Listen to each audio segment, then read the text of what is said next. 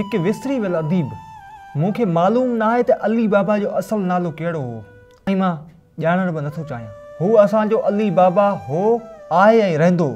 हू जेको सिंधी ॿोली में जादुई नसर तहरीर कंदो हो। हिन सां मुंहिंजी पहिरीं मुलाक़ात सिंधी अदबी रिसालनि जी राह में थी हुई। हिन जो काननि जे काने जहिड़ो सिधो कद, तिखा नक्श, डिघा ऐं उलझल वार। हू जीन्स जी पैंट ऐं वेकरी शर्ट में के अदबी हिपे जियां लॻंदो हो। हू सिंधू दरिया में दंगी हलाईंदड़ मोहाणनि जो दोस्त हो। हिन खे सिंध जे असलोकनि इंसाननि, भीलनि, संताननि ऐं मेघवाड़नि सां मुहबत हुई। हू भिटाई वांगुरु उन्हनि जी आस्थाननि ते जॉन स्टैनबेग वांगुरु रहियो पियो हूंदो हो। हू जॾहिं कुझु कमाईंदो हो तॾहिं हिन वटि हिकु कैमरा बि हुई। हू उन कैमरा सां सिंध में मगरमान वॼाईंदड़ शीदनि जो उन वक़्तु तस्वीरूं छिकींदो हो जॾहिं इहे रक़्स कंदे तारीख़ जी तारीख़ राहुनि ते सफ़र कंदा हुआ। वरी उन अफ्रीका में पहुचंदा हुआ जितां उन्हनि जा वॾा खंभे खयां विया। हू ग़ुलाम देश जो आज़ादु इंसान हो। हू आर्टिस्ट हो, लोह खे मेण बणाइण वारो नज़माणू नसर लिखंदो हो। हू कहिड़ी पेन इस्तेमालु कंदो हो, हू कहिड़नि पेननि में पंहिंजी ज़िंदगी भरींदो हो, हू कहिड़नि किरदारनि खे ज़िंदा कंदो हो। सिंध जी ताज़ी तारीख़ वटि अहिड़नि सवालनि जो को जवाबु कोन्हे।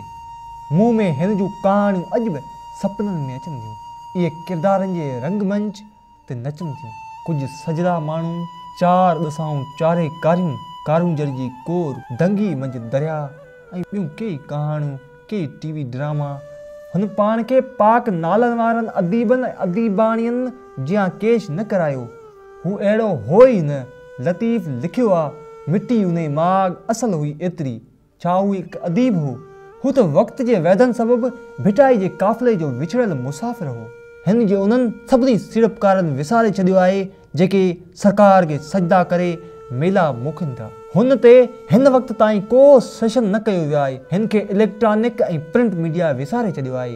हिन खे त पंहिंजे जनम जी तारीख़ यादि न हुई। असां बि हुन जे विछोड़े वारो ॾींहुं विसारे छॾियो आहे। असांजे कंहिं बि मेले में हुन खे का सार न आहे। असां लाइ हू विसरी वियल अदीब आहे। ॾात जे ॾे में असां हुन जा ॾुहारी आहियूं। कल्चर डिपार्टमेंट हुन जी क़बर जोड़ाए केतिरो खाधो। ये कहानी फिर सही। ही समूह त अली बाबा जी सार जो आहे। इहो अली बाबा जंहिं साईं जीएम सईद पुॼाणा सन में हिकु नौजवान खे इहो ऑटोग्राफ लिखी ॾिनो हो। ए मुंहिंजा महबूब, जॾहिं तूं असांखे यादि ईंदे असांखे पंहिंजा गुनाह यादि ईंदा। अहिड़ा लफ़्ज़ या त अब्दुल वाहिद आरीसर ते लिखी सघियो या अली बाबा। इहो अली बाबा जेको पंहिंजे कमज़ोर हथ खे मुठि बणाईंदे चवंदो हो, मां पाकिस्तान खां 5 साल वॾो आहियां। मां हिन जे मुंहं ते 5 हणी सघां थो। केरु थो लिखी सघे अहिड़ा लफ़्ज़?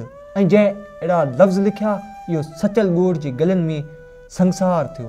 काश का हया वारी सिंध हुकूमत हुजे हा। काश सिंध अलाजी जो हिकु शोकेस हिन लाइ जुड़ी सघे हा। काश हिन जे नाटक नई तिर्ज़ सां स्टेज जी ज़ीनत बणिजी सघनि हा। हिन में शेक्सपियर जहिड़ी ॾात हुई पर सिंध में को राणू का राणी न हुई ऐं हिन खे अहिड़ी शिकायत बि न हुई।